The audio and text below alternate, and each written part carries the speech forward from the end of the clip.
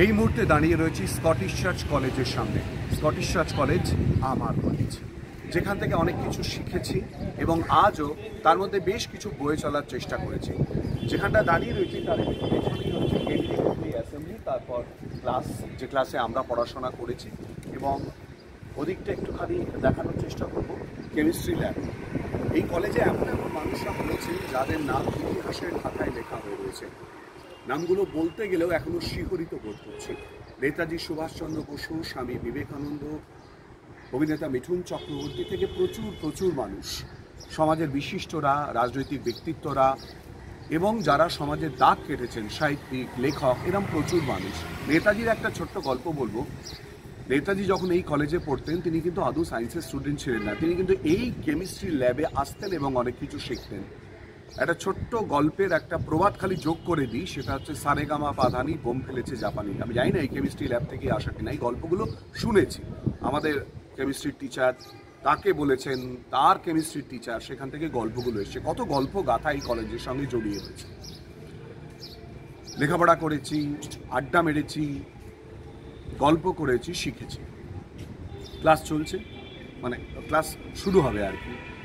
ম্যাডামের আসতে যেটুকুনি সময় দেরি রয়েছে সেটুকুনি সময়ের মধ্যে ক্লাসে যেমন হয় আড্ডা হচ্ছে, গল্প হচ্ছে, আর তবলা বাজানো চলছে, নানান কথাবার্তা হচ্ছে। এসবি ম্যাডাম তিনি ঢুকলেন, ঢুকে সাধারণ কথাবার্তা বলতে বলতে তিনি বললেন, তুমি কিন্তু খুব ভালো কথা বলতে পারো, একবার ভেবে দেখতে পারো কথা বলার সঙ্গে জড়িত কোনো কাজ তোমার জীবনে আসতে পারে কিনা, সেটা হয়তো তোমার জীবনকে সমৃদ্ধ করতে পারে, খুলে দিতে পারে। কে জানতো যে এই কথাটাই আমার জীবনে অত্যন্ত গুরুত্বপূর্ণ দিক নির্দেশ করবে। এবং ঘটনাচক্রে বিশ্বাস করবেন না, কেউ তো হাতে ধরেই কলেজে নিয়ে আসেনি। নিজের কৃতিত্বে, নিজের কোয়ালিফিকেশানে সেই জায়গা অবধি এসে তারপর ভর্তি হওয়া, যথেষ্ট কাঠখড় পুড়িয়ে রাত জেগে লাইন দেওয়া। তখন অনলাইন সিস্টেম ছিল না। কলেজে যতগুলো বড় বড় অনুষ্ঠান হতো, এখানে ক্যালিডোনিয়া হতো। ক্যালিডোনিয়া আমাদের খুব গুরুত্বপূর্ণ বড় ফেস্ট। পরবর্তীকালে নেতাজি ইন্ডোর স্টেডিয়ামে সোশ্যাল হয়েছে, যেখানে বম্বের বিশিষ্ট শিল্পীরা এসে উপস্থিত হয়েছেন। ঘটনাক্রমে মাইকটা আমার হাতে এসেছে।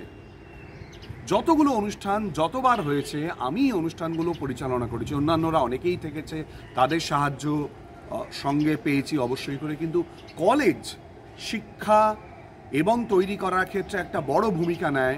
পেশার সঙ্গে যে কীরকমভাবে জড়িয়ে গেল, ওই যে ম্যাডামের কথা, ওই যে ম্যাডাম বলেছিলেন তুমি কিন্তু ভেবে দেখতে পারো কথা বলতে পারো, এরকম কোনো পেশা তোমার জীবনের সঙ্গে জড়িয়ে যেতে পারে কিনা। আমি বুঝতেই পারিনি, আমি জানতেই পারিনি। আস্তে আস্তে ধীরে ধীরে মাইক আমার পেশার সঙ্গে জড়িয়ে যাবে, জড়িয়ে থাকলো, জড়িয়ে থাকছে আপনাদের আশীর্বাদে। ভালো থাকবেন। আরও নানান গল্প, পেশার গল্প অল্প স্বল্পে পরের পর্বে সঙ্গে থাকুন।